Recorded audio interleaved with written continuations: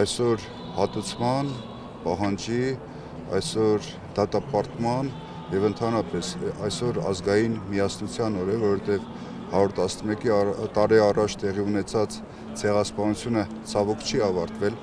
այսօր էլ նույն ցեղասպանը շարունակում է իր ցեղասպանական գործողությունները հայերի եւ հայության հանդեպ, վառ օրինակը Արցախի հայրենազրկումներ, Արցախի պատմամշակութային արժեքների ոչնչացումը եւ ընդհանրապես հայկական հետքի ջնջումը, ինչին ցավոք սրտի այսօր նաեւ հայկական կողմից իրենք ունեն լուրջ մեծ աջակցություն եւ հենց այսօրվա խորհուրդն այն է, որ ազգը միասնաբար պիտի ամեն ինչ անի, որ ցեղասպանությունը չկրկնվի։ Ցեղասպանության կրկնությունը թույլ չտալու համար պետք է մենք ազատվենք այն չարիքից, այն գործակալներից, որոնք այսօր տանում են այն նույն ուղղությամբ, ինչ որ 111 տարի տարել են մեր ազգին։